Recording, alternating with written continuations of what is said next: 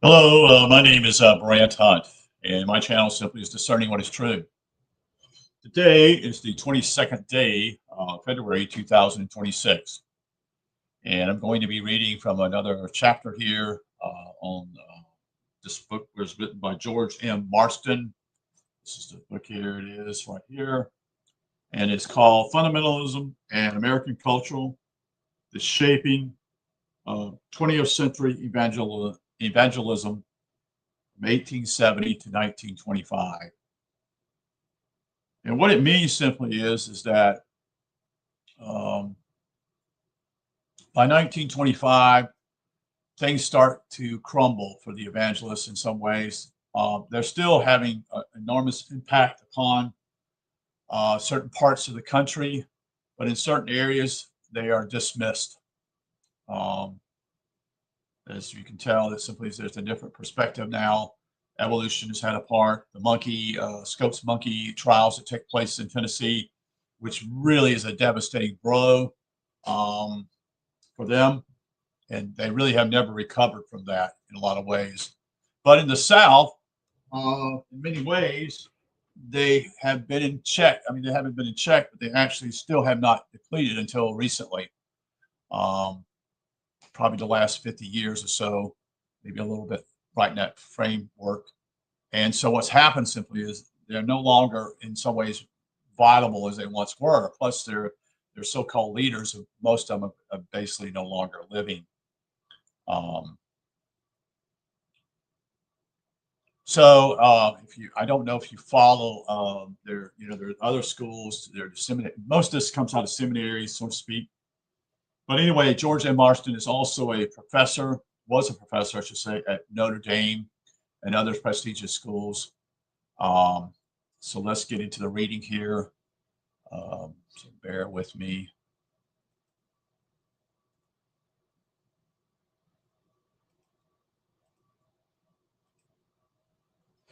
So the chapter is simply called The Past Verge. This is chapter 2.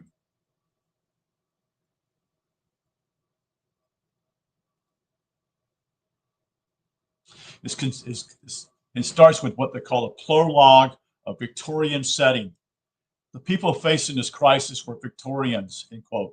Their culture was dominated by a Protestant middle class, which combined what we call at a what combined at a least formal reverence for their religious heritage with a deep concern for morality, respectability, and order.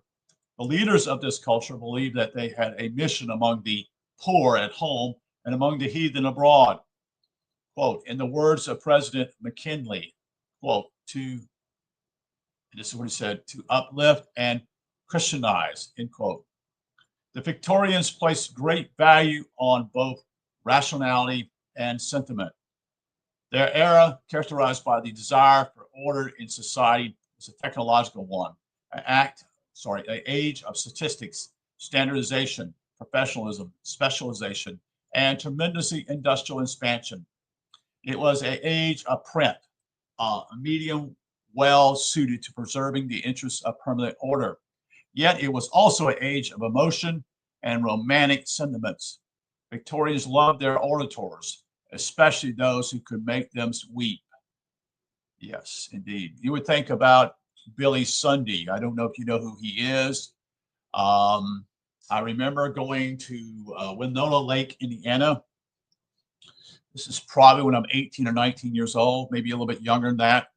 I was contemplating about going to Grace College, which is located in that particular town.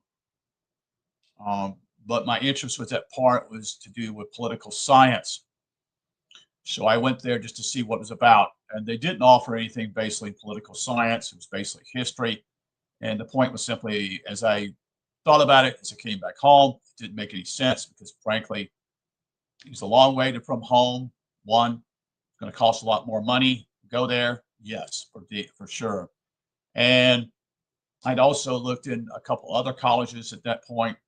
One was Mars Hill, which was in North Carolina, and also contemplated what they call the Baptist College of Charleston, I think it was called then. It's no longer called that anymore. And that one I didn't really take any seriousness. And eventually I realized that basically if I'm going to pursue political science, none of these schools really were actually admirable in that. And it would be best to simply stay here locally. And actually, it didn't take long because it simply financially made a lot of sense. Plus, the school had roughly about 1,800 students. And it was generally a different type of school. There was no dorms on the campus. This was practically a brand new university. Even though it had been in existence since 1960 or 63, the main buildings, there were 1, 2, 3, 4 main buildings at that time, 5. If you count the student activity center, which is not, so there's no classes in that area, so you forget that. So you had the administrative building, you had the library, and you had actually, see, maybe I told you wrong. Maybe it's only 4 buildings. See the SAC. Okay, that was where you could veg out, so to speak, and then in between classes, you had the library, you had a classroom building, and you had the administration building, which actually had classes. So it's actually only 4. So it was actually only 3 particular places I went. I mean, I went to the SAC, but that was basically to either eat something or get ready to go to work, because I worked from 4 to 12, second shift, when I was 18 years old. And so administrative buildings upstairs had classrooms. It was basically pretty much all science and math there. And then the new classroom building was just built, was either 76 or 77. So 78 I came there. The classroom building was by far the biggest building around. And then they had the library, which was just completed to build a 2-story instead of 1-story to expand their collection of books and other things they provided. That is, the journals at that time. See, that was why they built these schools back then. It was large areas for books, so to speak, the library. Anyway, kind of digressing, but the point simply is I decided to go there, and I'm glad I did. I really am. So their era, characterized by the desire for order in society, was a technological one. Age of statistics. We get it. Okay, we were. Change was rapid and doubtless often disconcerting. The social changes were the most dramatic. America was changing rapidly from a culture dominated by small towns and the countryside to one shaped by cities and suburbs. Waves of, quote, uprooted, quote, end quote, immigrants, together with rapid industrialization, created virtually insurmountable urban problems. Industrialization, with the drive for efficiency, usually overcoming traditional moral restraints, created ethical, social, labor, and political problems beyond the capacities of traditional solutions. The characteristics, that is, response in America was neither panic nor rigid conservationism. The response might best be characterized as, quote, innovative conservation, end quote, among the captions of religion as well as the captions of industry. Creative leaders substantially altered aspects of the old order, but always with the stated goal of preserving its essence. The next section is called simply Henry Ward Beecher and a New American Theology. In the 1870s, New England still dominated the councils of American Protestantism. Almost every theologian or churchman of any standing had been born in New England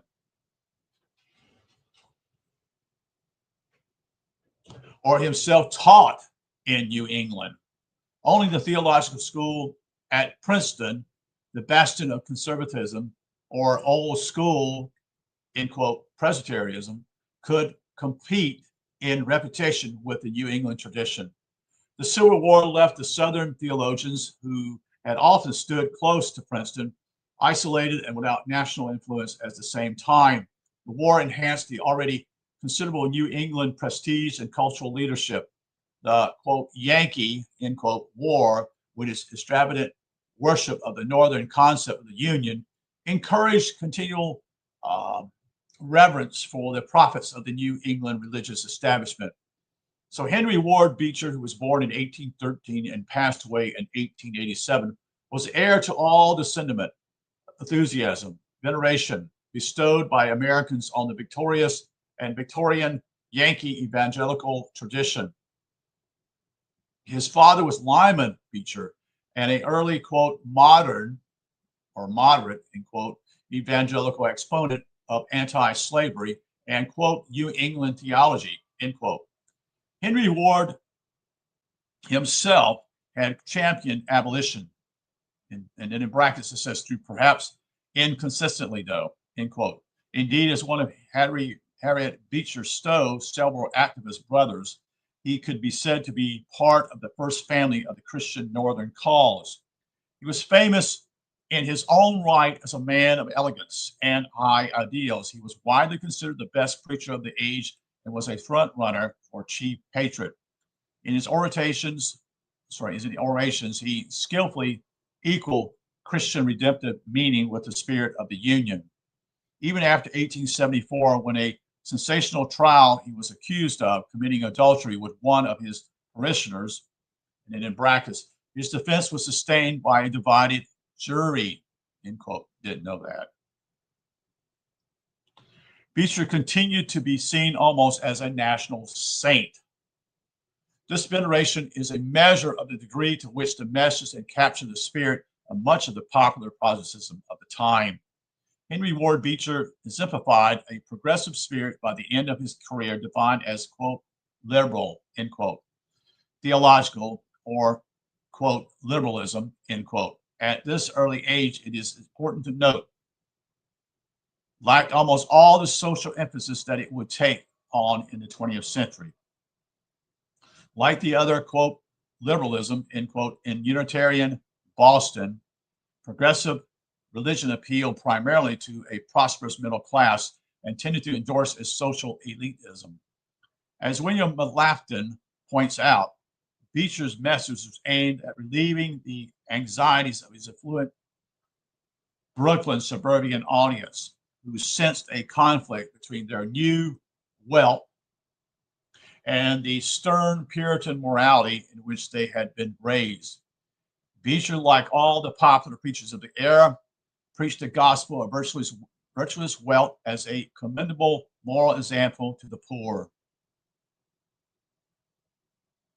He also provided relief from traditional Calvinistic theological anxieties with a general liberalism that gradually unfolded as his sensibilities developed along with those of his national audience.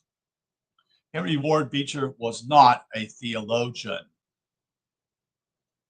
Although he was well informed, he claimed he, quote, never read a book, though, end quote. Okay, presumably with the exception of those he wrote. Okay, he was not altogether consistent as a thinker in Paul Carter's marvelous phase, as he preached, quote, charity at the price of clarity, end quote. Much of his ambiguity, however, apparently was intentional. The aspects of his father's New England Calvinism that Henry Ward Beecher rejected were those based on, quote, abstract truth, end quote. The moral government of God, God's relationship to humans, and the nature of religious experience had all been reduced to clear propositional through common sense and Baconian analysis. He's talking about Henry Bacon. Is it Henry Bacon? This is Henry Bacon. As well as I recollect, he's talking about Baconism, Baconism, I should say.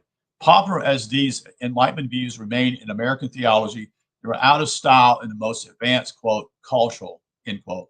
The sophisticated literacy and intellectual community in America revered the purely romantic ideas revealed in nature, that is, in brackets, always capitalized, end quote, truths of the heart, sentiment, imagination, quote, solemnity, end quote. The vogue of transcendentalism, godly transcendentalism, among the literate elite and its continual attractiveness to the young provided a future impulse to bring evangelicalism into harmony with the standards of the best society. Beecher was acutely aware of the cultural gap and struggled to bridge it both for himself and for his parishioners.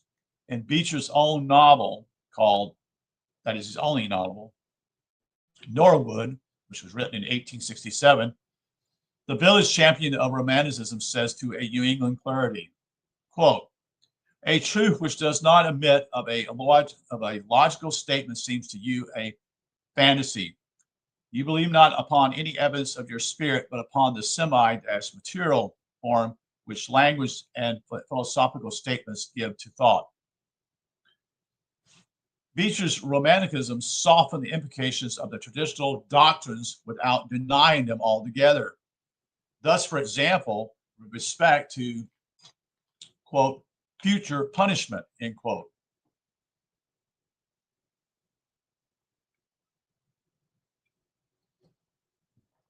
The subject of the most heated theological debates in the Civil War era.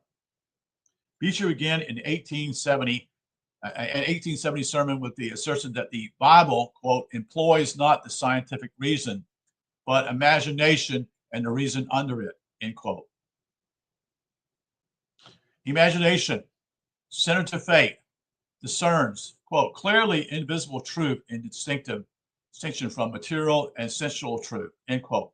The idea of eternal punishment for all who do not know Christ accordingly makes us, quote, shiver and tremble with sensibility, end quote. Such sensibilities account for the move away from the, quote, medieval literalization, end quote, of the doctrine. Nevertheless, Beecher did not shock his audience and deny this doctrine. Quote, "I must preach it," end quote. He says with apparent sincerity, even though, quote, "it makes me sick," end quote. Wow.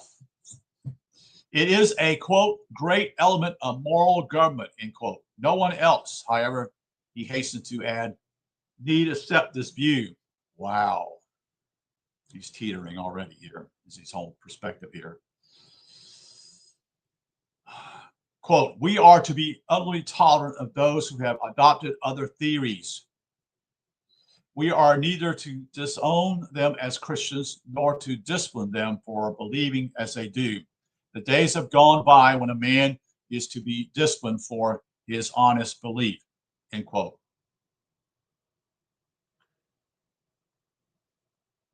Beecher used Romanticism in similar fashion in the service of science. By 1885, he was sufficiently freed from denominational inhibitions to publish Evolution and Religion, quote, which, end quote, says Frank Hugh Foster, the historian of New England liberalism, quote, was the first avowed and complete adoption of evolution in any full extent among our theologians, end quote. So you can see that he is already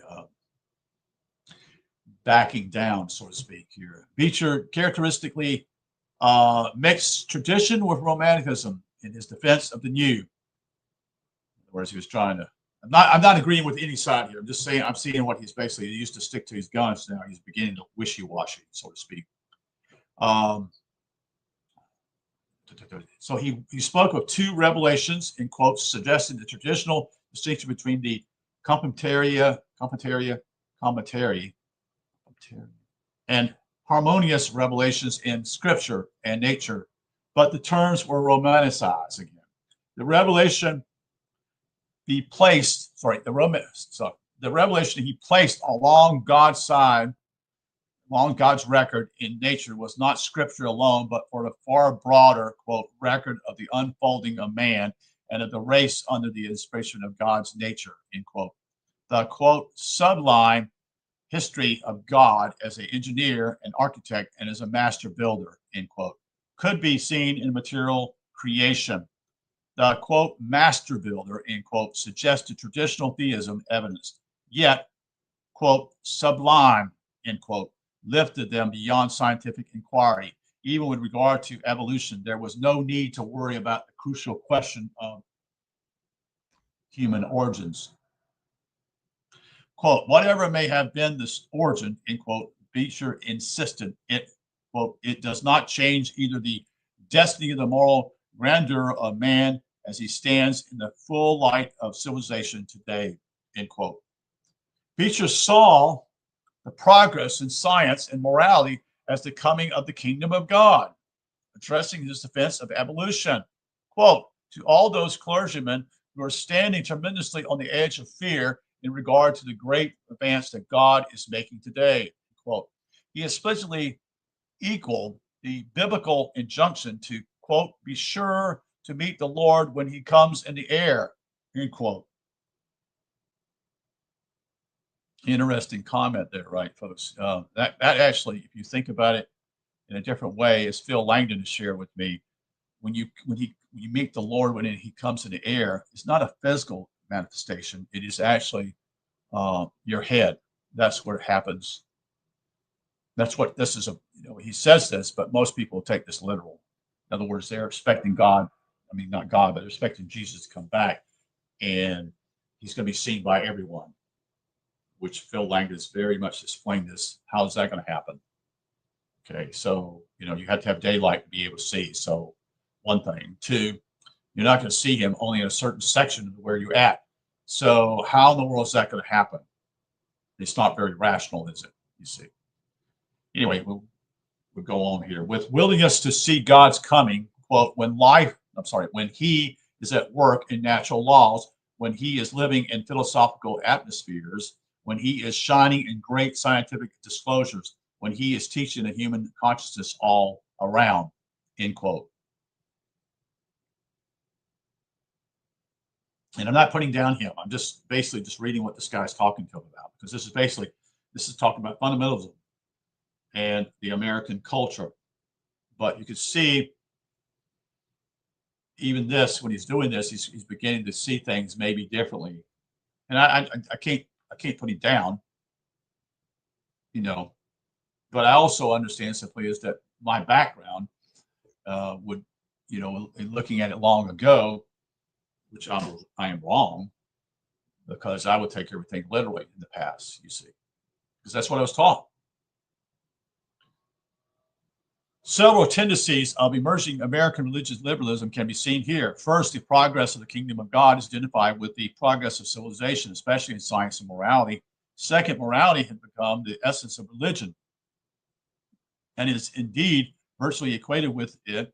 Third, the supernatural is no longer clearly separated from the natural, but rather manifests itself only in the natural. And see, Beecher's religion frankly interpreted God through human experiences. Quote, the only part of the divine nature that we can understand, end quote, he told Yale Divinity School students in 1871, quote, is that which corresponds to ourselves, end quote. If we are to further God's moral government, we mean, quote, comprehend that on which God's moral government itself stands, which is human nature, end quote. Beecher advocated a, quote, life school, end quote, of preaching which would, quote, understand men, end quote, as opposed to creeds and traditions. Even scripture should be subordinate to the authority of the modern age. The oaks of civilization, said Beecher, had evolved since biblical times. Should we then, quote, go back and talk about acorns, end quote? Interesting, because he uses the analogy of the oak trees, and then what we call this is Phil Langdon say the seeds are the acorns. You see, that's how people understand what he's talking about. It produces a new tree. You see, it would be some time before the professional theologians caught up with Henry Ward Beecher, a popularizer who gloried in ambiguity and sentimentalism. He could move much more quickly than professional academia. Ambiguity and sentiment were difficult to try for heresy. In any case, no ecclesiastical body had greater prestige than Beecher himself had. So he was untouchable, basically. He could rise above church trials as he did in 1880s by simply leaving the, quote, Congregational Association when there were rumors of charges against him. In other words, he just moved to another place. Wow. I didn't know this. This is all new. A lot of this is all new to me. Professional theologians, on the other hand, were bound by their denominations and their theological schools that hired them, and these, in turn, were utterly committed to official creeds and vows to combat heresy. A great deal of caution and discretion was therefore necessary in order to successfully introduce the new views. Thus, the intellectual revolution was a relatively quiet one. Nonetheless, Frank Hugh Foster, who lived through and wrote about the era in which theological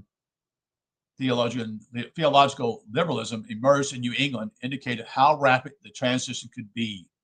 In his opinion, 1877 was the turning point. In that year, there was almost among congregations a minor flurry over future punishment. This controversy, like many that had preceded it, reflected efforts to tone down some of the harsh conclusions of the Calvinists without abandoning its main assumption. Yet it set off a change in the whole atmosphere within the next 10 years. The most dramatic evidence of this change was the bloodless revolution at Andover Theological Seminary. Between 1879 and 1882, Edward A. Park and two others of the, quote, old faculty, end quote, at Andover retired. Occasionally, an almost immediately shift at the school towards the new liberal trends. By 1886, the new faculty had made enough departure to collect and publish a volume called Progressive Orthodoxy. Okay, so this is critical. I've been listening to a group of people that the whole this is a section of time in America. It's not anywhere else as far as I know of, which is called progressivism. And it is after the war between the South and war between the states. And you have what I call progressivism taking place in the farmlands. And you have politicians that are moving that direction. It's a new phenomenon. And it's also taking place in the churches. This is a great shift. Okay. In political ways, it's not positive. Okay. I'm just saying that because as a political science major, we begin to have this progressives. So the point simply is it gets worse, you see. And everything's about the new freedom, they would say. Wait a minute, what's wrong with the old freedom? And why put the first three words there, new, in front of it? You see, because basically it's a way of conditioning people to fool them. Anyway, the title itself reveals much about this early stage of liberalism. Their purpose clearly was to preserve the essentials of evangelism, not to destroy it. The, quote, real issue, end quote, they said, quote, is between Christianity and a supernatural redemption and a mere naturalism, end quote. The actual doctrines they proposed, moreover, were Christocentric and in many respects orthodoxy. Yet a progressive principle was unmistakably present as well. Theology was no longer viewed as a fixed body of eternal valid truths. It was seen rather as an evolutionary development that should be adjusted to the standards and needs of modern culture. End quote. So this is reveals later on.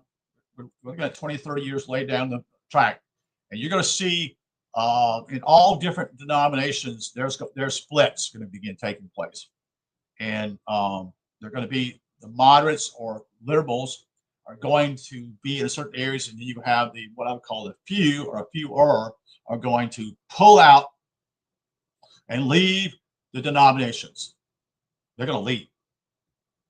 They don't have a choice, so to speak, because they are not going to tolerate it, in their opinion.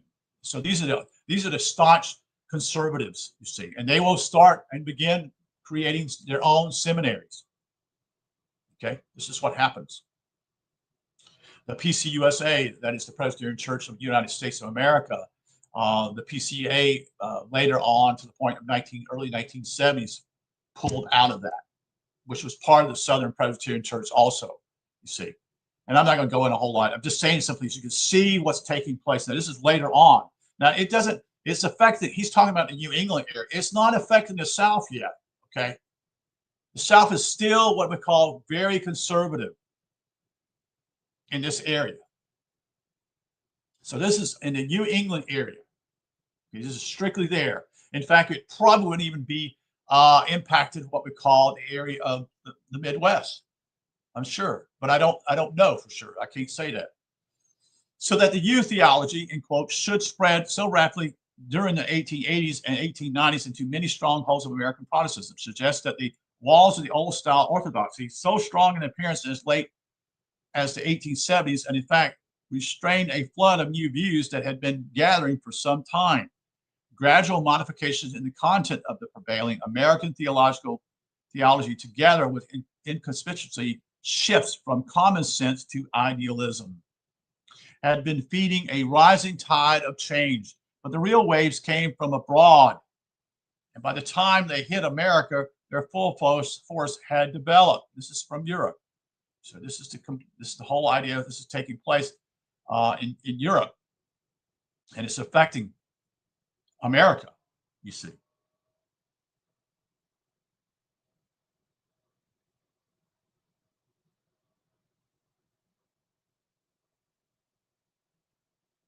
So three strong concussions were felt almost simultaneously. Evolutionary naturalism, higher criticism of the Bible, and the newer idealistic philosophy and theology.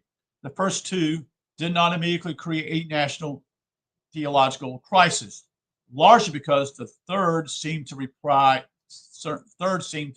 a counterforce against the most destructive efforts of the others. The idealism of the new theology answered naturalism and higher criticism in two steps. One was by merging the supernatural with the natural, so that the supernatural was seen only through the natural. Simultaneously, however, idealism positioned a strong dualism between the material world, known through science and logic, and the spiritual world, known by intuition and sensitivity. As Newton Smith, spelled with a Y, one of the earliest New England spokesmen for the new theology, put it, there is a central, quote, dualism which exists in the constitution of nature. There are two kinds of force, two lines of law, two orders of development, two processes of evolution, body and mind, nature and spirit, earth and heaven, end quote. God, although seen everywhere, is spirit, and thus beyond the reach of natural science. Quote, the science of the senses may knock it in vain for this truth to be open to it, but the poet finds it revealed wherever he looks, end quote. As Henry Ward Beecher was already pointing out, such dualism in practice, in addition to the apologetic value, end quote, could be made quite palatable to the Victorian religious disposition. First, while not challenging the sanctity of natural science, it appealed to a strain of moderate and anti-intellectualism, relying on religious experience, sentiment, and sublimity, as opposed to the seemingly cold rigor of the intellectualism of the old theology. So you're getting this feeling, we could say, modernity. Okay, my feelings such and such. I'm just sharing again. This is all in a way just to revealing something of what's happening at this time. Second, and probably more important, it had a clear moral application.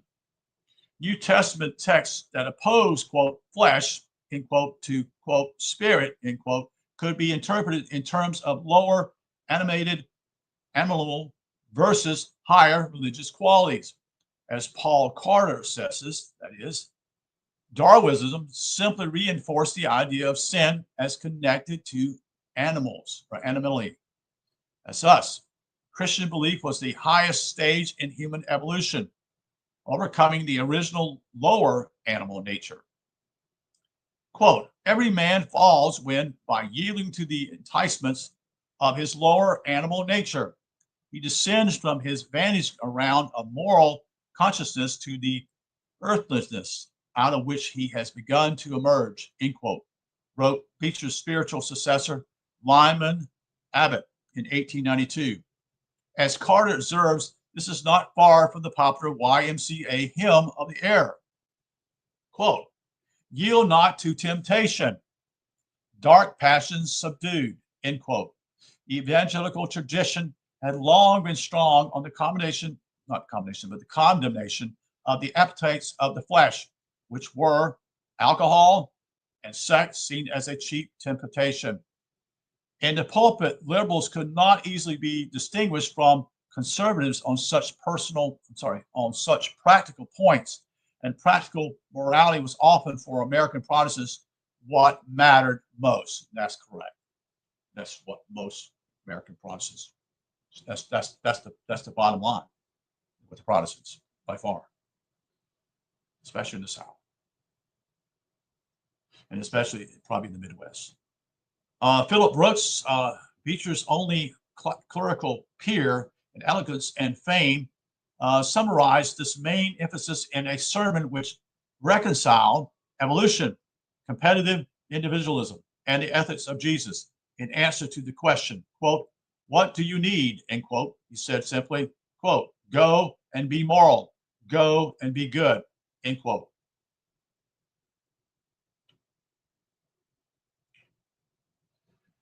This is section 2 of the chapter here. It's called The Blanchards of Wheaton, From Evangelicalism to Fundamentalism.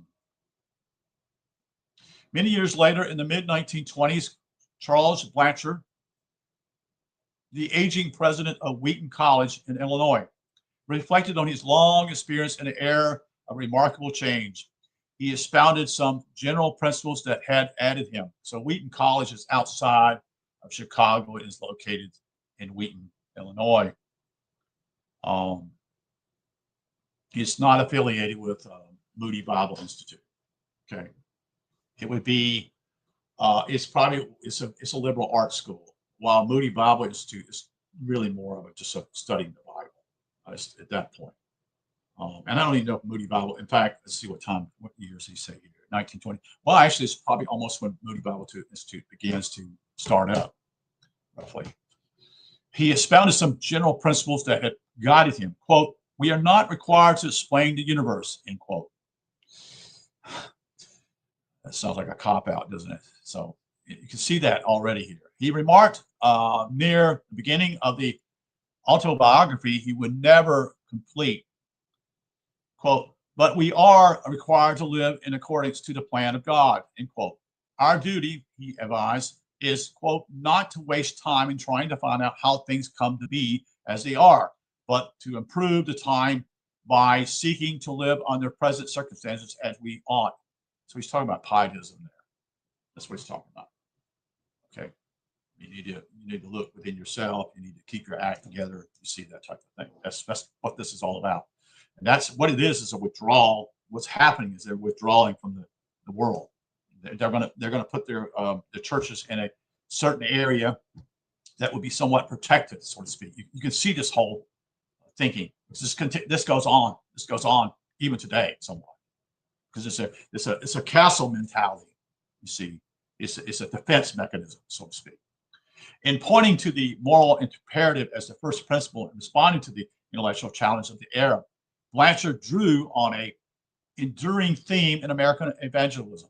Indeed, it was also a major element in his own family history. Nearly a century early, in 1839, Blanchard's father, that is Jonathan, then a leading young spokesman for abolition, delivered the commencement address at the Radical Oberlin College. That's Oberlin, and I think that is in Ohio, as I recollect, where Charles G. Finney was president. So Charles G. Finney is a completely different animal here. Very charismatic person, wrote a lot of works. I would kind of put him in the, well, I won't go there. We won't go there. He's not Reformed. He's not Calvinist, as far as I remember. Finney was noted for attacking academia institutions that, quote, give young men intellectual strength to the almost entire neglect of cultivating their moral feelings, end quote. Jonathan Blanchard, like Finney, had great respect for learning directly inward, directly towards moral ends. So this is all about moral ends here. Okay, they don't want to deal with the world. This is this whole deal again. This whole idea of setting up camp and putting up a fort and basically putting a whole fence around it. That's what this is about, so to speak. You know, they feel threatened, and so they're going to hold on. They're going to try to hold on to whatever they've got now, so to speak. And I'm not saying either way. I'm not saying it's bad or good. I'm just saying this is what they're doing. Okay. The perfect state of society. He said, well, approach as, quote, as knowledge and piety advance. Morality was the goal, quote, exterminating sin in all its burrows, end quote. Quote, society is perfect, end quote. His address concluded. That's kind of weird for him to say that. That's kind of very simple. I don't know if he pulled that out, who made the quote here. Quote, where what is right in theory exists in fact, where practice coincides with principle, and the law of God is the law of the land, end quote. So this whole identity again here. This is the whole idea. This whole fabric here is that God, in some way, America is God's country. You see that? Do you see what he's saying here? They're not. You can see how this whole. You can also see how they're putting a blanket as though God has blessed this country naturally, because you can see all these economic things taking place before them. Look around you. Look, this is in the mid 1800s. Yeah, there's a big bump during the Civil War, but then what happens afterwards? There's what we call economic growth. Amazing growth in this country at that point.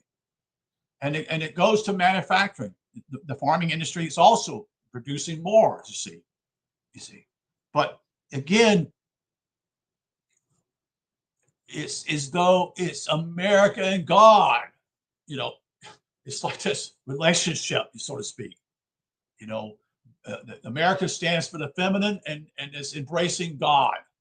And God would be the masculine, so to speak. There has been some shift of emphasis in the original moral stance between the 19th century and the 20th century. Blanchard statements, most notably, John Blanchard proposes for reforming society, were essentially optimistic. They were, quote, post-millennial, end quote, assuming spiritual and cultural progress amounting to a millennium, after which Christ would, quote, return. So there's that stuff, future thinking, all that. We won't go there. We won't go there at this point. Blanchard's son Charles has turned to premillennialism.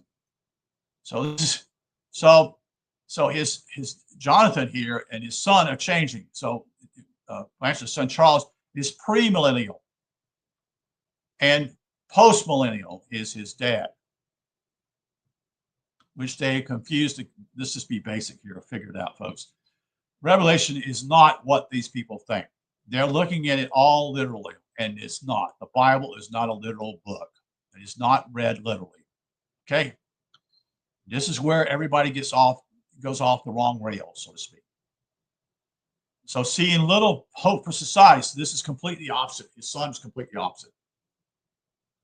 And that's what's been going on. Another thing of the whole idea is there's this whole thing too. But anyway, we can stop. The gradual transition of their respective moral views reflects an important continuity of fundamentalism, which is evangelical heritage. Jonathan Blanchard, that is 1811 to 1892, was a product of the same tradition of the New England evangelists that fostered theological liberalism. Both in New England, he attended Andover Summer Seminary, and I think that's in Massachusetts, I think. Don't hold me to that. Maybe it's in Connecticut. I'm just guessing. In the middle of 1830, inspired by Theodore Dwight Weld, W-E-L-D, he became an anti-slavery lecturer, then a dangerous business. Unpopularity and physical threats only increased his convictions that the cause was morally right.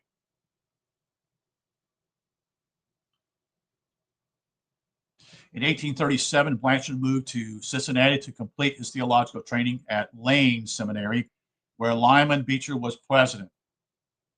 During the next 8 years in Cincinnati, Blanchard became pastor of a sizable New School Presbyterian church, then closely allied with his native Congregationalists, end quote.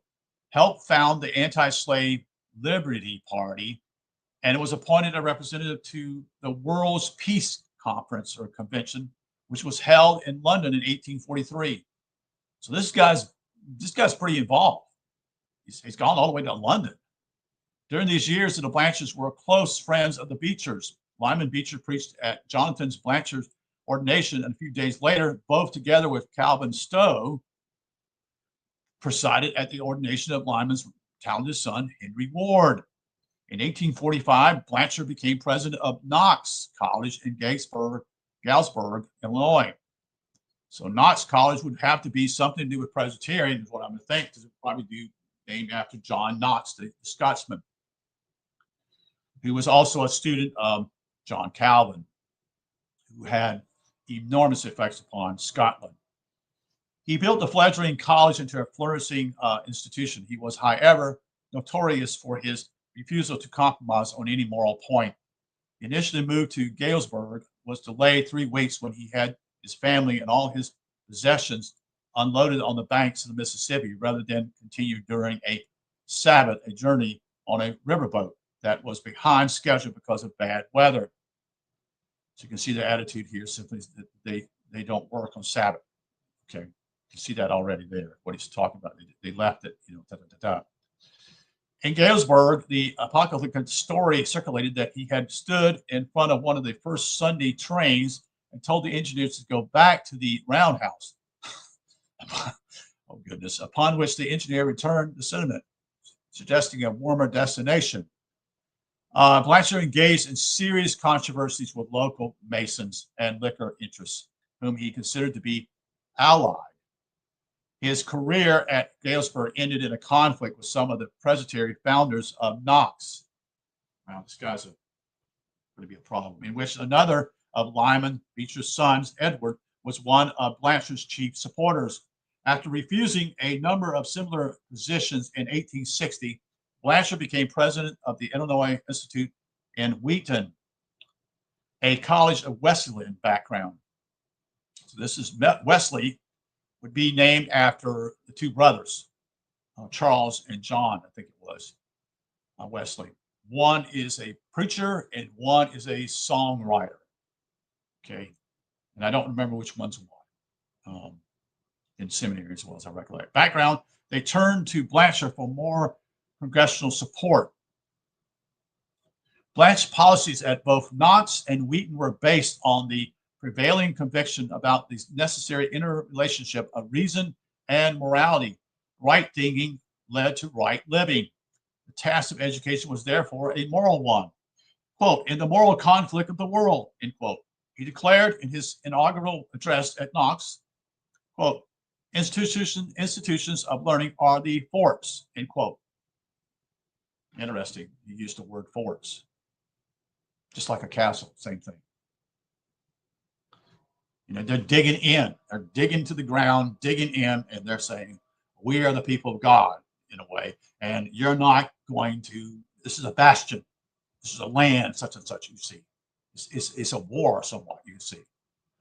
Blanchard's assumptions, grounded in Scottish common sense, were that God had built into the universe a system of law, essentially moral law, and had created the minds of people so that reason and moral sense could apprehend that law. The millennium would occur when the inhabitants of the society recognize and freely obey this law. So you hear that millennium thing again. See, this is, in other words, God's going to come back only when you get your act together, so to speak. Again, a literal framework here, looking at Revelation. Quote, the kingdom of God, end quote, he said at Knox, quote, is simply Christ ruling in and over rational creatures who are obeying him freely and from choice, under no constraint but that of life, end quote.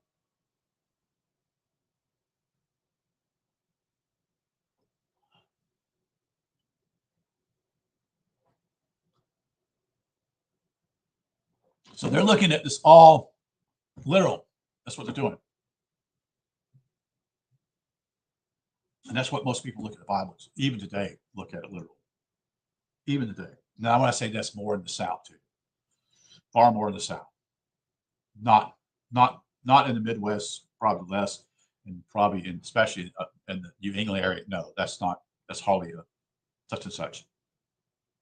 Although there are still bastions of them up there, you see.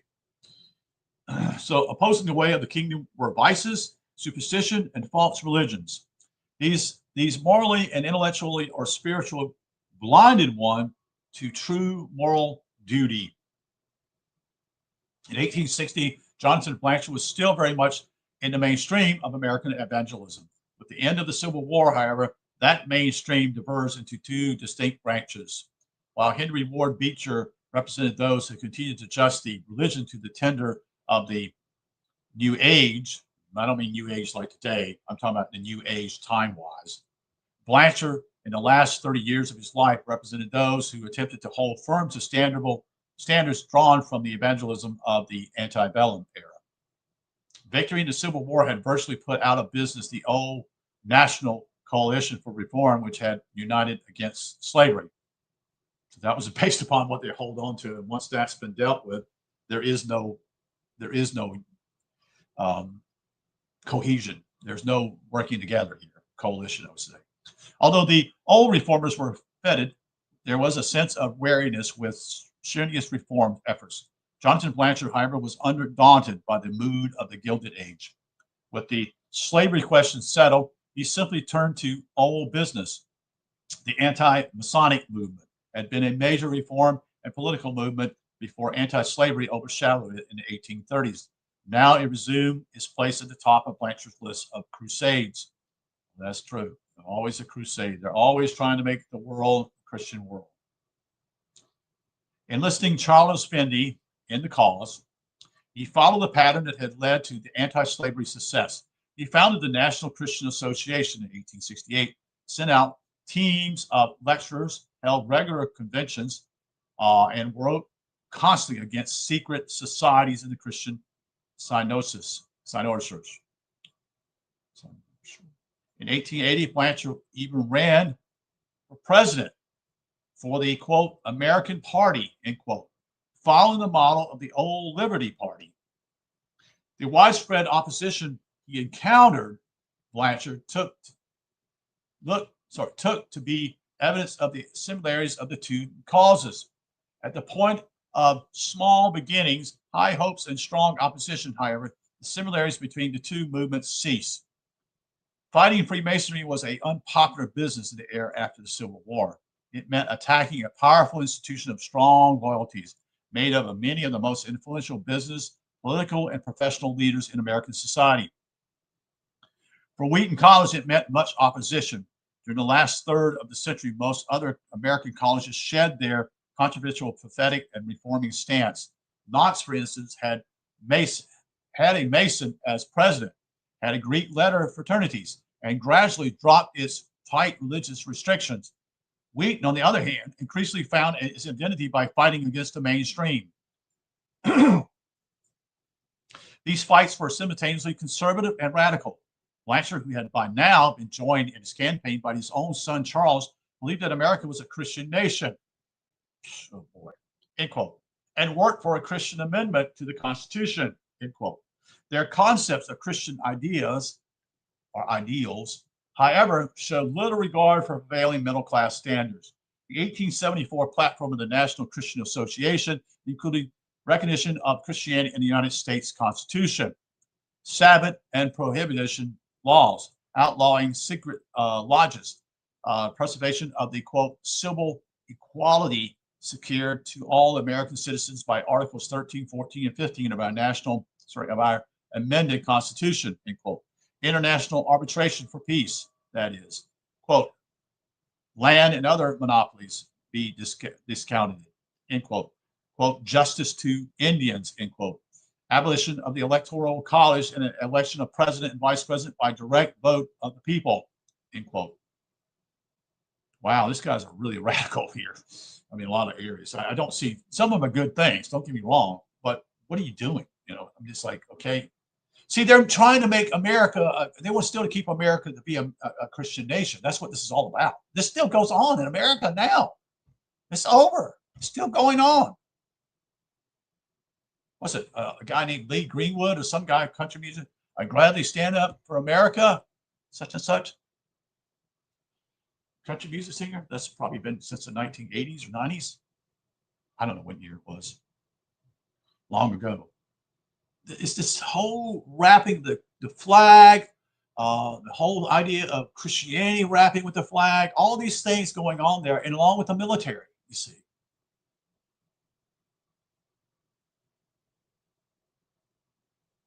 That's still here. While there was a note of hopefulness presenting these programs, they were all issues whose time had not yet come or had already passed. The resulting perception that society was in rebellion against God involved a sense of theological as well as a moral decline. The two always went together, Christian psychosis. Accordingly, never hesitated to put truth before friendship and was in the forefront of these warning of doctrinal laxity among Congregationalists. Henry Ward Beecher was a special target for attack. Quote, I love him as a brother, end quote, wrote Jonathan Blanchard. Now, however, he viewed Beecher as a full-fledged hypocrite ever since the days of anti-slavery and temperance campaigns, said Blanchard. Beecher had been ready to say one thing on one occasion and the opposite on the next. In 1872, 2 years before the Beecher scandal, Blanchard described the Brooklyn pastor as a, quote, a crafty leader of degeneracy and corruption, end quote, and asserted that, quote, the American churches have drunk and are still drinking the poison of his teachings, end quote. Quote, if Mr. Beecher's teachings are the gospel of Christ, what need have Christ to be crucified? End quote. When at Oberlin, Ohio, newspapers objected to his contentionalisms, Blanchard responded by attacking Beecher in even stronger terms. Quote, dealing out of the love of Christ to sinners with the indiscriminate fondness of a successful prostitute who loves everybody who does not condemn her trade, end quote. And also by attacking Beecher's illustrious sister, Harriet. That is, Harriet, that's right, he said, was, quote, sneering the doctrine of human depravity and out of good society, while she is holding up the worn garments of her Puritan ancestors till her readers see nothing but, quote, I won't go there. Well, it says the holes in their coats, end quote. Henry Beecher did much the same thing. When he was about to assail some fundamental truth held and suffered for by the Puritans, he always begins by proclaiming himself their descendant, end quote. Beecher was, quote, preaching scripture like Satan, and like Satan, defending its practical intent, end quote. These guys are clowns. He and his sister had forgotten the lesson. Quote, ye adulterous and adulterous, know ye not that the friendship of the world is enemy with God? End quote. So such language left little between the Blanchards and the Beechers of the old New England Reforming Alliance. In fact, Blanchard was finding New England Congregationalists increasingly reluctant to support his efforts. New patterns of alliance began to emerge and were apparent by the end of 1870s. The closest feeling of Blanchard had always been with the revivalists who preached a fundamental gospel message of sin, conversion, and a holy life. With these tendencies, it was almost inevitable that the Blanchards would come into the orbit of D.L. Moody, Dwight Moody, who was then forging a new revivalism. Moody's immense success sparked new hopes for revivalism, that the heritage, that is, revitalizing the heritage. When the Evangelical First Triumph National Tour brought him to Chicago in 1876, Jonathan Blanchard took part in the dedicated services and continued thereafter to give him enthusiastic support in the Christian Synosis. Significantly, Blanchard's even reprinted in the monthly Moody sermons on the premillennium return of Christ and editorial emphasis the points on which postmillennium and premillennialists could agree. Moody, he was pleased to observe, had, quote, no definite theory drawn out in detail, end quote. So this is all about the coming of Jesus again with the millennium type of perspective, which is called eschatology in the churches or in seminaries, which is to study the last days or times, which they have all misunderstood the Revelation. They have completely, because they're reading it. As me and Phil have talked about this, Langdon talked about this about the book of Revelation. It is not literal. It's not. It makes no sense. And we've done videos about that. Me and Phil had no definite theory drawn out in detail. That's interesting. So he hadn't worked on that yet. So clearly, Blanchard was softening his old post-millennial stance. In 1881, he attended Moody's annual Northfield Conference. Okay, that's still there. But when asked to present the post-millennial theory of Christ coming to the predominant premillennial group, the elderly social reformer declined, saying that he believed, quote, both theories and neither, end quote. So he was basically saying, I'm not going to get involved with this. I'm not going to get involved with you with this. Apparently, Blanchard himself was he divided people very much so. Jonathan Blanchard's son, Charles, though deeply dedicated to preserving his father's views, completed Wheaton's transition in the new evangelical and eventually fundamentalist outlook. The alliance with the Moody forces was clearly the crucial step. During 1883 and 1884, Charles Blanchard, who had assumed the presidency of Wheaton in 1882, preached regularly in the Moody, that is the Chicago Avenue Church in Chicago. There he met Miss Emma Dreyer, who enlisted the educator support in founding the Bible Training Institute that Moody himself soon made one of his enterprises.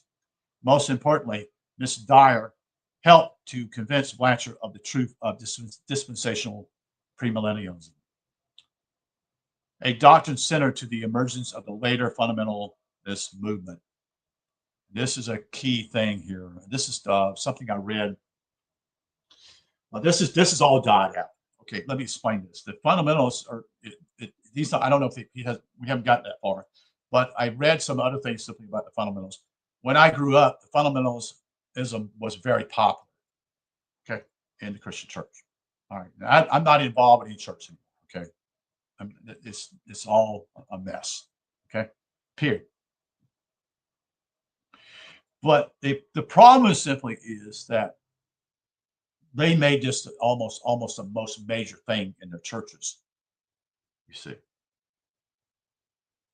And I'm trying to remember what I read. This all started because I looked at some of this stuff probably a month ago, maybe, and they had all this timeline stuff, had all this stuff, and I'll have to find it here. And this is what's going to happen here, such and such, and this is such and such. And this is all about eschatology. They're looking forward to Jesus coming back and setting up his kingdom on earth, you see, and having 1,000 years.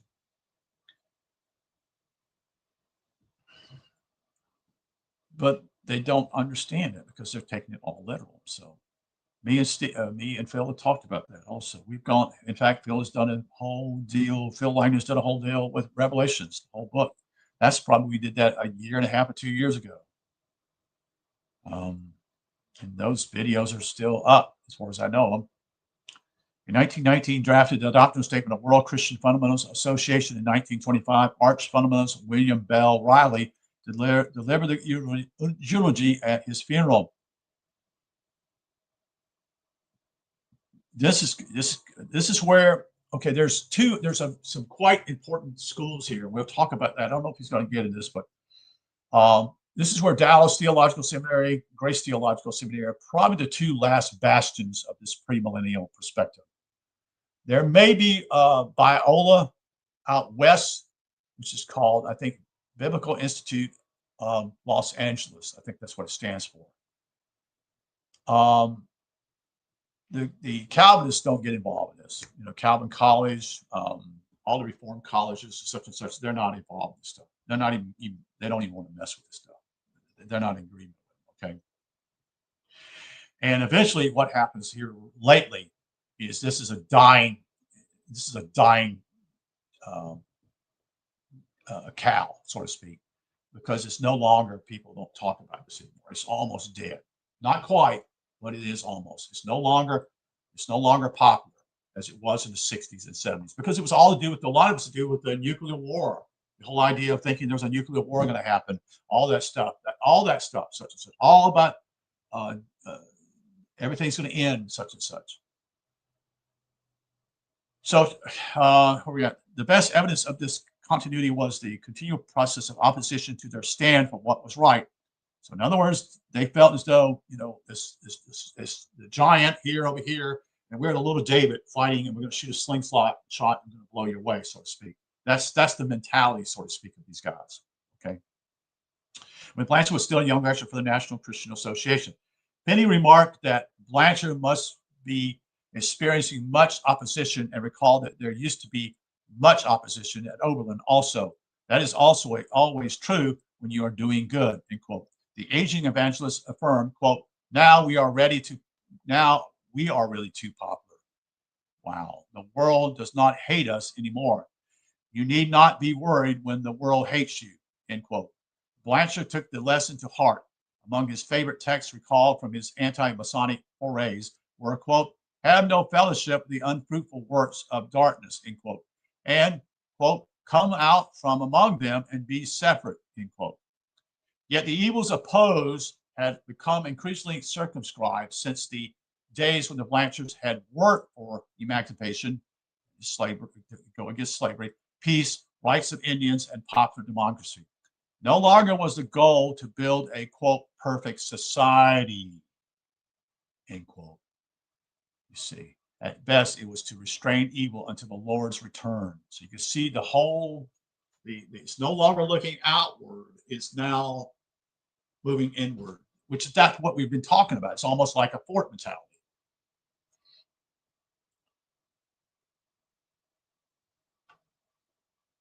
Reviewing the only labors for the purifying of human society, Charles Blanchard mentions in in addition to education and anti-masonry, only his reform efforts against Sabbath breaking, strong drink, and narcotic poisons, end quote.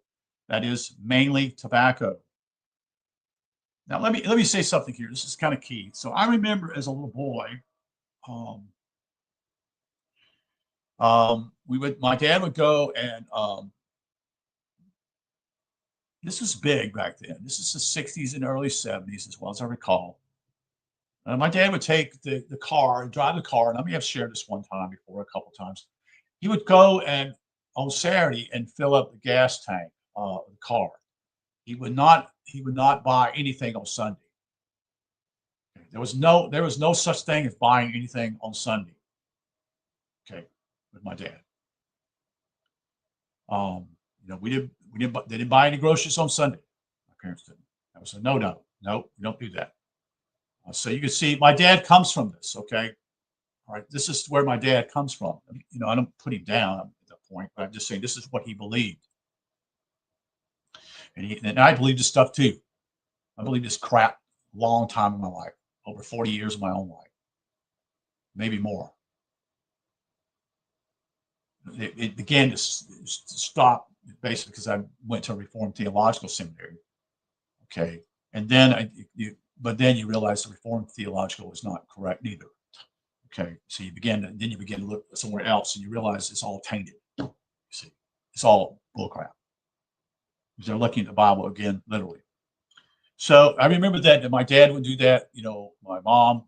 There was no grocery shopping on Sunday. In fact, I don't think any grocery stores, very few, were even open in the town we lived in. They were open basically Monday for Saturday. They were also what they called, this is called blue laws, or no, it wasn't called blue laws. Well, maybe it was called simply as that. You couldn't buy alcohol on a Sunday. Okay, you couldn't do that. That was what do they call it? I used to call it something. And there were certain counties that this was a county issue. This is a county issue, mainly in North Carolina. It was called a wet county or a dry county. Seriously, this is true. This is called the wet county and dry county. And it was also here in South Carolina. But I remember far more of it. There's a big boat, about it. And, Iredell County is a dry county. Union County is a wet county, or something of that nature in North Carolina, so to speak. And I'm not saying that's true, but I'm just saying, just give you an illustration. Okay, so apparently he perceived these causes as essential of the Puritan, quote, heritage. Speaking in 1912 at the 75th anniversary of the Knox College, and doubtless having in mind its lax moral course since his father had left, he declared of the founders of such institution, they were Puritans. They knew that greed and pleasure loving never could construct a glorious civilization. They did not play cards, nor go to dances, nor tolerate liquor shops, nor attend theaters. Yeah, this is really a lot, yeah. If we wanted to go dancing, I recall it simply be only square dancing. Okay. All right. Anything even the Presbyterian Church did, it was a square dance. I don't know what it is now, but I remember in our singles group, it was a square dance. There was no other type of dancing. Okay. And that was not taught, that was not done in what you call Presbyterian, in the church building. That's not what, that was somewhere else. And I do recall I do recall my parents did go to theaters. The interesting thing I can remember, this is serious. This was in North Carolina also. We got to watch, me and my brother got to watch a movie that was, this is the drive-in theaters. So you go out and you park your car and you have a thing there and you can hear the audio and you watch the screen in front of you. And, but my parents, after the fun cartoons such and such, both forced me and my brother to sit down in the back seat and cover our eyes because they were watching an adult movie. Okay. I'll just give you an idea. Much has changed since the days of the alliance of John and Blanchard with the Beechers. One side of America's evangelism was becoming a movement of the disinherited, end quote. In 1915, Charles Blanchard wrote that the true disciples of Christ usually would be formed, quote, in smaller, poorer churches, end quote. So also had the Blanchards' ethical rigor subtly shifted away from efforts to transform the culture toward symbols of separation from it. Jonathan Blanchard had been a Puritan exhorting America to become Zion. That's the whole idea, what a lot of people try to do. Charles was a Puritan in American Babylon, say, end quote. So that is the end of that particular chapter, chapter 2. Appreciate you being here. I'm sharing this information simply because this still is going on. There's still pockets of it.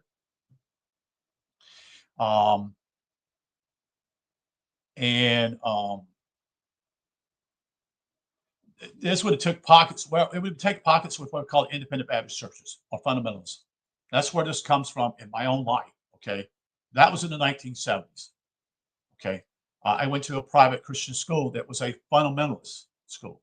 Okay, they would believe in the rapture. Okay, that was a given. Okay, that's no longer popular, but that was popular in certain avenues, and that was a big deal for my dad.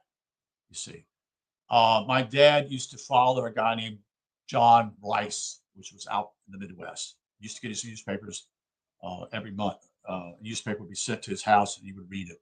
And it would be a paper newspaper. It wouldn't be something fancy.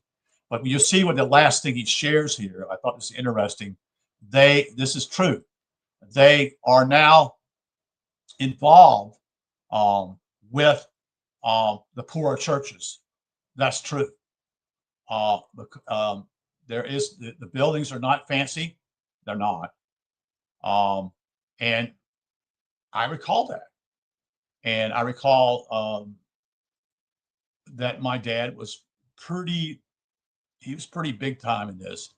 And we eventually got thrown out of the church. Okay.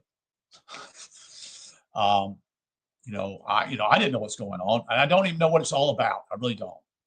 I do know that my dad in some ways made some sense, you see, in the past. And it made some sense to me that the pastors had too much power And they did. And these small independent fundamentalist churches, they had all the power. Okay? And that's not good. That becomes a dictatorship. You understand? Much less other problems. So again, I just wanted to share this again today. And it's important that we see these things, how the church has gone off track in enormous ways. In fact, there's no way you're going to save any churches in this society. They're all tainted and they're all on the wrong track completely. So anyway, I appreciate you being here, and I hope this makes some sense to you. And have a good night, a good day, I should say. Take care.